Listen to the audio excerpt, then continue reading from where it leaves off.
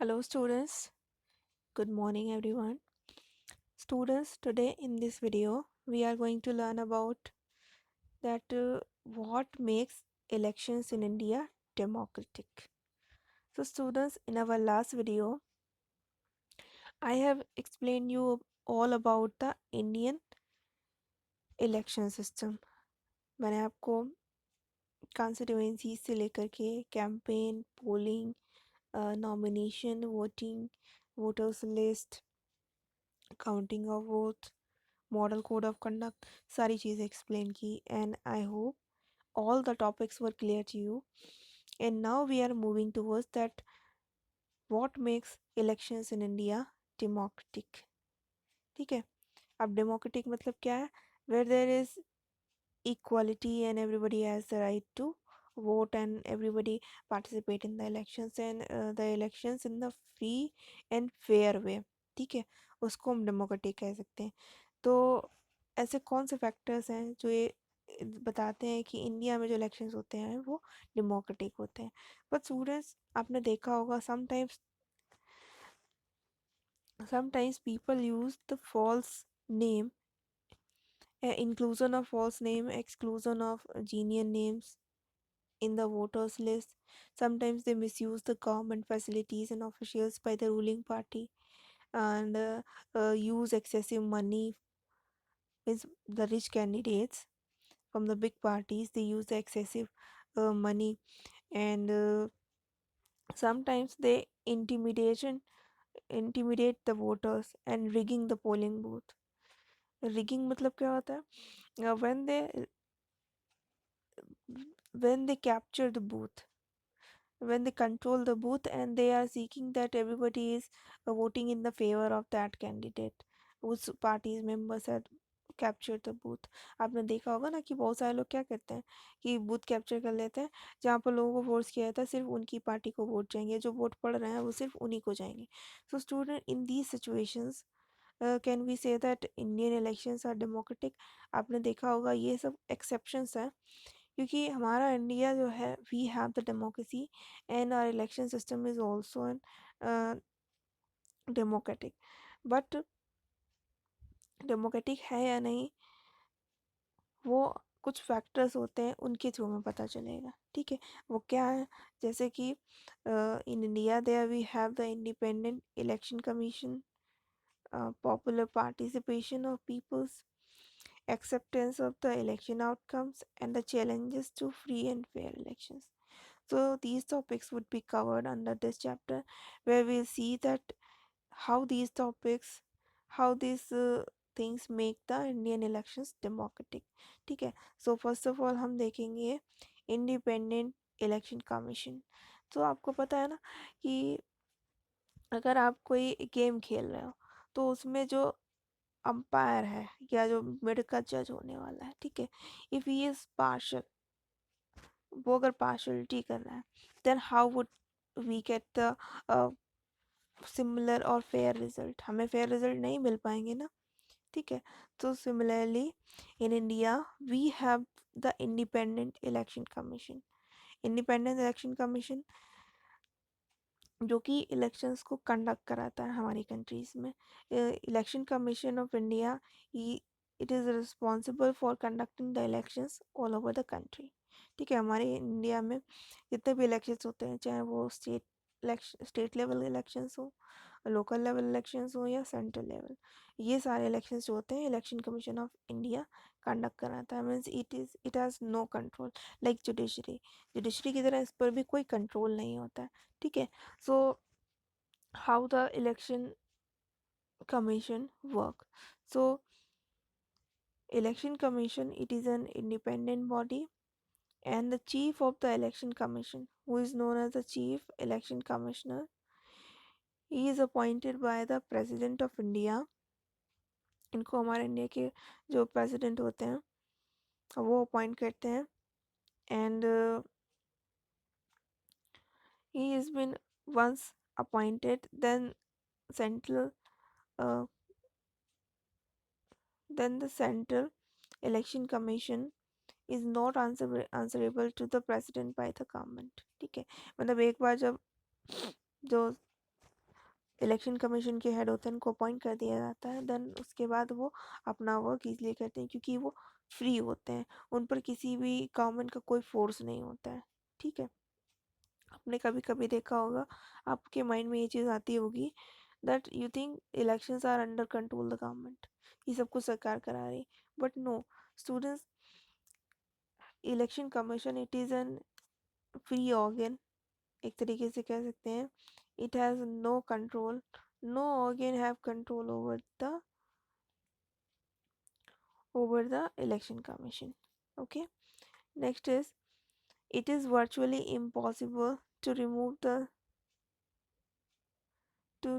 the election commissioner, chief election commissioner, and he can only be removed by the process of impeachment. Similarly, जैसे कि president को appoint किया जाता है, उसी तरह से जो चीफ इलेक्शन कमिश्नर होते हैं, इनको भी नहीं हटाया जा सकता है। Okay, and it takes decisions on every aspect of conduct control of elections from the announcement of elections to the declaration of the result। मतलब जिस डे से इलेक्शंस अनाउंस होते हैं उस डे से लेकर के इलेक्शन के रिजल्ट आने तक पूरा वर्क, पूरी रिस्पॉन्सिबिलिटी किसकी होती है? इलेक्शन कमीशन की। ओके, नाउ एज हमने पढ़ा, there is the chief election commissioner. So what is his work, उनके क्या काम होते हैं इलेक्शन कमीशन के? मेनली कौन सी पावर्स होती हैं टू अवॉइड द रैगिंग? ठीक है, means what is the power? So, election commission is takes the decisions on every aspect from the code of conduct, and it controls the elections from the announcement of the election to the declaration of the election. Secondly, the code of conduct is also implemented by the election commission. अगर election commission के time पर कोई भी candidate या member किसी भी party से हो, अगर वो वायलेट करता है वोटर्स को, then election commission has a right to punish that candidate. उसको जेल भी भेजा जा सकता है और उसका जो नॉमिनेशन है उसको भी कैंसिल किया जा सकता है। ठीक है, next is, during elections the election commission can order the government to follow guidelines in order to prevent use and misuse of government powers to win elections. अब आपको पता है, somewhere a person who was previously in the government job, किसी government में job था, या मान लीजिए कोई नेता ही था, गवर्नमेंट थी, उसकी रूलिंग पार्टी थी, मेनली ये होता है रूलिंग पार्टी पर। ठीक है, so he was in the ruling party, so he has many government resources. तो इलेक्शन कमीशन इंश्योर करता है that that person, that candidate is not using any government property. ठीक है, ये इलेक्शन कमीशन इंश्योर करती है। Next is, the election commission can reprimand the government and administer the government for its lapse। Government की जो कमियां होती हैं और जो एडमिनिस्ट्रेशन चल रहा होता है उस पर इलेक्शन कमीशन अपना जजमेंट भी दे सकता है। Next, when elections officials come to the opinion that polling was not fair, then they order for the repoll. और आपको पता है, जब इलेक्शन कमिश्नर ये देखता है दैट जो पोलिंग हुई है, मतलब जो पार्टी जीती है, this is the wrong way, मतलब ये गलत तरीके से जीती हुई है, then the election commission can order to repoll, दोबारा से इलेक्शन कराने का ऑर्डर भी दे सकती है। ओके, सो स्टूडेंट्स, ये कुछ कंडीशंस होती हैं जो कि इलेक्शन कमीशन सीख करते हैं, इलेक्शन कमीशन देखते हैं, और इलेक्शन कमीशन इंश्योर करते हैं कि जो इलेक्शंस हैं वो डेमोक्रेटिक रहें। ओके, सो स्टूडेंट्स, ये तो हो गया हमारा इंडिपेंडेंट इलेक्शन कमीशन। ठीक है, I hope this topic is clear to you. Next is the popular participation. So students, अब आप ये देखिए, अगर आपके पास चॉइस ही ना हो, एक ही व्यक्ति कंपटीशन में हो, then how can we say that elections are democratic? हम कह सकते हैं कि इलेक्शंस जो होंगे वो डेमोक्रेटिक होंगे। So students, in an elections votes makes an official choice, हमारे पास काफ़ी चॉइस होती है। तो क्या होता है, if the elections are conducting in the free and fair manner, then many people will participate in the elections, and they also can cast the vote, and they will be enthusiastic for elections. So these are called the popular participation. मतलब क्या होता है कि हमारे India में या किसी भी कंट्री में फ्री एंड फेयर मैनर में इलेक्शंस हो रहा है, तो वहाँ पर पॉपुलर पार्टिसिपेशन होगा। कैसे? क्योंकि फ्री हैं, उन्हें किसी टाइप का कोई डर नहीं है, तो most of the people will participate in the elections, तो हमारे पास चॉइस भी बनी रहेगी। Next is the peoples participation in election is usually measured by the voter turnout, and this refers to the percentage of eligible voters who cast their votes in an election। ठीक है, और ये जो feature है जिसमें हमें choice मिलती है, तो ये चॉइस हमें कैसे मिलती है? So this choice is given to us when there is the popular participation in the election, मतलब जब काफ़ी सारे लोग इलेक्शन में पार्टिसिपेट करेंगे तभी हमें चॉइसेस मिल पाएंगी। ठीक है, तो और जो पोलिंग होती है उसमें जो रिजल्ट अनाउंस किए जाते हैं वो वोटर्स के टर्नआउट पर, जैसे आप देखते होंगे through the medium of television, radio और एनी अदर मीडियम, आप देखते होंगे कि पोलिंग के टाइम पर दिखाते हैं कि इतने परसेंट लोगों ने इस एरिया में इतना वोट किया। ठीक है, so it is counted on the basis of the voters number, number of voters, जब कितने वोटर्स थे उनमें से कितने लोगों ने वोट किया, क्योंकि आजकल तो ईवीएम है, उसमें सारा डेटा फिल्ड होता है, कितने वोटर्स ने वोट किया है और टोटल नंबर्स में से इतने हुए, तो उससे परसेंटेज निकाली जाती है। वही आपको इन्फॉर्म किया जाता है कि इस एरिया के लोगों इस एरिया के इतने लोगों ने वोट कास्ट किया और इतने एलिजिबल थे वोट करने के लिए। So student, this is the second point which makes the Indian elections democratic.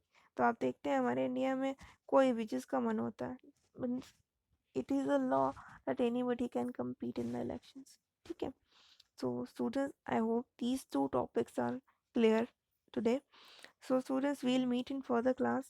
There we'll learn about the acceptance of the election outcomes and the challenges to free and fair elections। ठीक है, मतलब हमारा participation हो गया, elections free way में हो गया, but अब जो रिजल्ट आएगा उसको कैसे जो हमारे इंडिया के लोग हैं उसको एक्सेप्ट करते हैं, उसके इलेक्शंस के आउटकम्स क्या होते हैं, और challenges क्या फेस करने पड़ते हैं in conducting the free and fair elections। Okay, so students, we'll meet in further class.